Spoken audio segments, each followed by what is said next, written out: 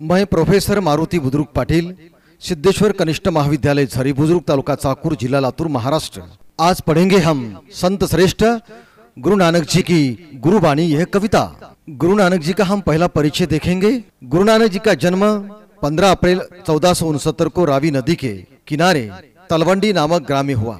बचपन से ही आपका झुकाव आध्यात्मिक चिंतन और सत्संग की ओर रहा। आपके व्यक्तित्व में दार्शनिक, योगी, गृहस्थ, धर्म सुधारक, समाज सुधारक और कवि के गुण पाए जाते हैं। आप सर्वेश्वरवादी हैं और सभी धर्म वर्गों को समान दृष्टि से देखते हैं। आपके भावुक और कोमल हृदय ने प्रकृति से एकात्म होकर जो अभिव्यक्त की है वह अनूठी है। आपकी काव्य भाषा में फारसी, मुल्तानी, पंजाबी, सिंधी, खड़ी बोली और अरबी भाषा के शब्द समाये हुए हैं। सहज सरल भाषा द्वारा अपनी बात कहने में आप सिद्धस्थ है। आपका निधन 1539 में हो चुका है। उनके प्रमुख कृतियां गुरु ग्रंथ साहिब आदि। विधा का परिचय। पद काव्य रचना की एक गेय शैली है। इसके विकास का मूल स्रोत लोकगीतों की परंपरा ही माना जा सकता है। हिंदी पद शैली में विभिन्न छंदों का प्रयोग अनेक निश्चित रूपों में हुआ है। हिंदी साहित्य में पद शैली की दो निश्चित परंपराएं मिलती है, एक संतों की शबद और दूसरी कृष्ण भक्तों की परंपरा। पहले आप पाठ का परिचय देखेंगे। प्रस्तुत दोहे में तथा पदों में गुरु नानक ने गुरु की महिमा, कर्म की महानता, सच्ची शिक्षा आदि विषय पर आपने विचार व्यक्त किए हैं। मनुष्य के जीवन को उदात्त और चारित्र्यवान बनाने में गुरु का मार्गदर्शन, मनुष्य के उत्तम कार्य और सच्ची शिक्षा का बहुत बड़ा योगदान रहता है। गुरु द्वारा दिया जाने वाला ज्ञान ही शिष्य की सबसे बड़ी पूंजी है। संसार मनुष्य जाति का नहीं अपितु उसके उत्तम कर्मों का सम्मान करता है। मनुष्य का श्रेष्ठत्व उसके अच्छे कर्मों से सिद्ध होता है, नहीं उसकी जाति अथवा वर्गों से।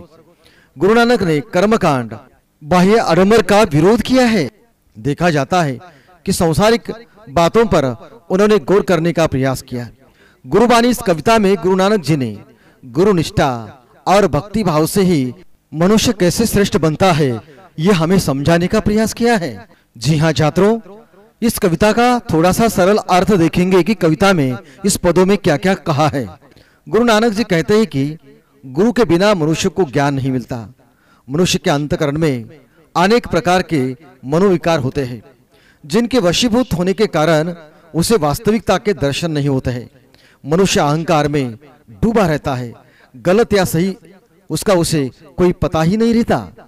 मनुष्य को अगर गुरु के प्रति सच्ची श्रद्धा और उन्हें पूरा विश्वास हो तो मनुष्य के अंतःकरण में इन विकारों को दूर होने के बाद मनुष्य सही मार्ग पर चलता है। गुरु ही हमें सही मार्ग दिखाने की कोशिश करता है। मनुष्य गुरु से ही सीखकर विभिन्न कलाओं में पारंगत होता है।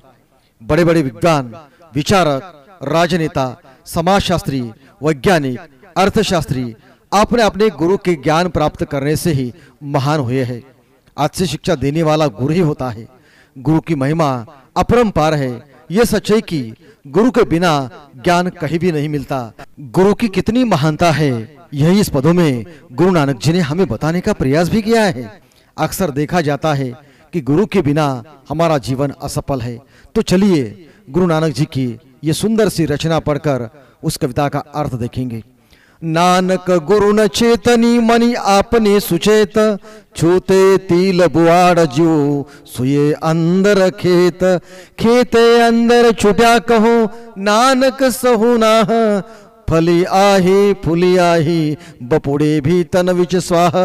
अर्थ देखो शब्दों के। चेतनी यानी सोचना, चिंतन करना, मन यानी मन, सुचेत यानी सचेत, बीच यानी अंदर, स्वा यानी राग। जी हाँ छात्रों, इस पद का सरल अर्थ देखेंगे हम। गुरु नानक जी कहते हैं कि जो लोग गुरु का चिंतन नहीं करते, गुरु से लापरवाही करते हैं, अपने को ज्ञानी और महात्मा समझते हैं, वह व्यर्थ ही उगने वाली तिल की उन झाड़ियों के समान होते हैं जिनके देखभाल करने वाला कोई नहीं होता। वे ऊपर से फलती फूलती दिखाई देती है, पर उन फलियों के अंदर गंदगी और मैल भरा होता है। लोग ऐसे लोगों से किनारा कर लेते हैं। ऐसे कैसे झाले भोंदू कर्म करोनी म्हणती साधू अंगा लावून या राख डोळे झाकून करती पाप दावी वैराग्याची कळा भोगी विषांचा सोहळा ऐसे मराठी के संतों ने भी कहा। भोंदूगिरी करने वाले संतों पर संत तुकाराम जी ने ये प्रहार कर बता दिया। जली मोह घसी मसी करी मती कागद करी सारू भाई कलम करी चित्तू लेखारी गुरु पूछी लिखो बिचारी लिखो नाम सलाह लिखो लिखो अंत ना पारावार। अब देखिए शब्दों के अर्थ। छूते यानी चित्राए हुए, बोआड़े यानी बुआई करना, सौ यानी ईश्वर, मसी यानी साही, मति यानी बुद्धि, सारो यानी अच्छा, भाई यानी प्रेम भाव, लेखारी यानी लेखक, पूछ यानी पूछकर, विचार यानी सोचकर। कितनी सुंदर रचना बताई है। अब इसका अर्थ देखिए। गुरु नानक जी कहते हैं कि मोह को जलाकर और घिस कर शाही बनाओ, अपनी बुद्धि को श्रेष्ठ कागज समझो, प्रेम भाव की कलम बनाओ, चित्त को लेखक समझो और गुरु से पूछकर लिखो नाम की स्तुति। साथ ये सच्चाई भी लिखो कि प्रभु का ना कोई आदि है और ना कोई अंत। बड़े बड़े विद्वान, विचारक, राजनेता, समाजशास्त्रीय, वैज्ञानिक, अर्थशास्त्री जितने भी बड़े महान बने हैं वह एक अच्छे गुरु की शिक्षा से ही बने हैं। गुरु की महिमा अपरंपार है। अब संत कबीरदास ने गुरु का महत्व कैसे बता दिया। गुरु गोविंद दोनों खड़े काके लागू पाए, बलिहारी गुरु आपने गोविंद दिया बताए। गुरु और गोविंद दोनों एक साथ खड़े हो तो किससे प्रणाम करना चाहिए, गुरु को अथवा गोविंद को। ऐसी स्थिति में गुरु नानक जी बताते हैं कि स्त्री पहले गुरु का ही दर्शन करना चाहिए, आपने गुरु को ही अपना नमन करना चाहिए। इसलिए गुरु बिन ज्ञान न उपजे, गुरु बिन मिले न मोक्ष, गुरु बिन लखे न सत्य को, गुरु बिन मिटे न दोष। इतना गुरु का महत्व कबीरदास जी ने ही बता दिया। अगला पद देखिए। मन रे आहीन सवही हरि गुण सारी, जिन खीन पलु नामन बिसरे, तेज न विरले संसारी, ज्योति ज्योति मिलाइए सुरति सुरति संजोगो, हिंसाओं में गतु गए नाही सहसा सुगो, गुरुमुख जिस हार मनी बसे, तिसु में ले गुरु संजोग।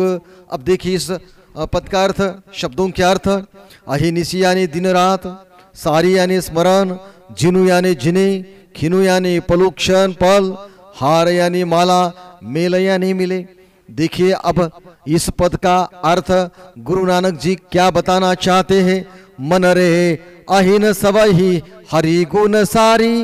अब देखिए जी अपने मन को कहते हैं कि हे मन तू दिन रात भगवान के गुणों का स्मरण कर, जिन्हें एक क्षण के लिए भी ईश्वर का नाम नहीं भूलता। संसार में ऐसे लोग विरले ही होते हैं। अपना ध्यान उसे ईश्वर में लगाओ और उसकी ज्योति से तुम भी प्रकाशित हो जाओ। जब तक तुझ में अहम भाव रहेगा तब तक तुझे प्रभु के दर्शन नहीं हो सकते। जिसने अपने हृदय में भगवान के नाम की माला पहन ली है उसे ही प्रभु के दर्शन होते हैं। बाहर की माला कुछ काम की नहीं होती, माला तो मन के अंदर ही जपनी चाहिए। आडंबर भक्ति करने वाले संतों को भी कबीरदास जी कहते हैं कि पोती पड़ी पड़ी जगमुआ पंडित भयान कोई, ढाई अक्षर प्रेम का पढ़े सो पंडित होई। देख गुरु नानक जी कितनी सुंदर बात आप लोगों से कहना चाहते हैं कि अपने मन में माला जपो। भजन कीर्तन भी ईश्वर के नाम स्मरण का ही एक रूप है। ईश्वर भक्ति की इस मार्ग के प्रभु के गुणों का वर्णन किया जाता है। इसमें धार्मिक पूजा स्थलों में जाने की जरूरत नहीं होती। गृहस्थ अपने घर में ही ईश्वर का नाम स्मरण कर उनके गुणों का बखान कर सकता है। इससे नाम स्मरण करने वालों को मानसिक शांति मिलती है और मन प्रसन्न होता है। कहा गया है कि कलयुग में केवल नाम आधारा, सुमीर सुमीर नर उतरी पारा। इसमें ईश्वर भक्ति के नाम स्मरण का ही महत्व बताया गया है। कैसे बता दिया? सुमीर सुमीर नर उतारी पारा, यानी कि स्मरण करो। गुरु के स्मरण के बारे में कबीर जी के विचार देखो। सुमिरन मार्ग सहज का सदगुरु दिए बताई, सांस सांस सुमिरन करो एक दिन मिल सी आए। ईश्वर स्मरण का मार्ग अत्यंत सरल है। सदगुरु ने हमें ये बताया है। हमें प्रत्येक सांस में ईश्वर का स्मरण करना चाहिए, एक दिन निश्चय ही प्रभु लेंगे। ऐसे ही कबीरदास भी हमें बताना चाहते हैं। महाराष्ट्र में अनेक संत को भगवान विठ्ठल ने दर्शन दिया। महाराष्ट्र में संत जनाबाई, संत सावता माली, संत गोरा कुंभार, नरहरि सोनार, संत रविदास, इनके घर में ही भगवान पांडुरंग खुद चले गए थे। अब देखिए चौथा पद, तेरी गति मिति तू ही जाने, क्या को आखी वखाने, तू ही आपे गुप्ता आपे प्रकट हो, आपे सब रंग भाने, साधक सिद्ध गुरु वही चेले खोजत फिर ही फरमाने, समही बदो पाई यह भिक्षा तेरे दर्शन कहूँ कुरबाने। उसी की प्रभु खिल रचाया गुरुमुख सो भी होई, नानक सब जुग आपे वरते दूजा और न कोई। कितने सुंदर है चौथा भी दोहा आप लोगों को बता दिया। शब्दों के अर्थ देखिए, बखान यानी बखान करे, वर्णन करे, गुप्ता यानी अप्रकट गुप्त, प्रगटु यानी प्रत्यक्ष, सब यानी अनेक, साधक यानी भक्त, जुग यानी युग, आपे यानी आप। अब देखिए इस दोहे का सुंदर सा अर्थ गुरु नानक जी आप लोगों को कैसे बताना चाहते हैं। तेरी गति मिति तू ही जाने, क्या कु आखी वखाने, तू ही क्या बोलते गुरु जी? गुरु नानक जी कहते हैं कि हे प्रभु, अपनी शक्ति के सब रहस्यों को केवल तुम ही जानते हो, अब की व्याख्या कोई दूसरा नहीं कर सकता है। तुम ही अप्रकट रूप में हो और तुम ही प्रकट रूप में हो। तुम्हारे अनेक रंग है, अनगिनत भक्त सिद्ध गुरु और शिष्य तुम्हें ढूंढते फिरते हैं। हे प्रभु, जिन्होंने तुम्हारा नाम स्मरण किया उन्हें प्रसाद में तुम्हारे दर्शन की प्राप्ति हुई है। प्रभु, तुम्हारी इस संसार के खेल को केवल कोई गुरुमुखी समझ सकता है। प्रभु, आपने इस संसार में युग युग से तुम ही विराजमान रहते हो, कोई दूसरा नहीं। हे प्रभु, तुम ही देखिए, प्रभु तुम कहाँ नहीं हो? प्रभु तो कन कन में और मन मन में बसा है। गगन में काल रवि चंद्र दीपक बने, तारका मंडल जनक मोती, धूप मलिया नील पवनु चावरो करे, सकल वनराई कुलंत ज्योति, कैसी आरती हुई भवखंडना, तोरी आरती अनहत शब्द बाजत फेरी भेरी। अब देखिए शब्दों के कैसे अर्थ दिए गए हैं। रविचंद्र, सूर्य चंद्रमा, तारका तारामंडल, धूप गुगुल, चावरो चावर, वनराई वन संपदा, भेरिया ने नगाड़ा, अनहत शब्द योगियों को सुनाई देने वाली अंतरिक ध्वनि। ऐसे शब्दों के अर्थ बताकर गगन में काला रवि चंद्र दीपक बने, तारका मंडल, कैसे यह आरती करते हैं हम।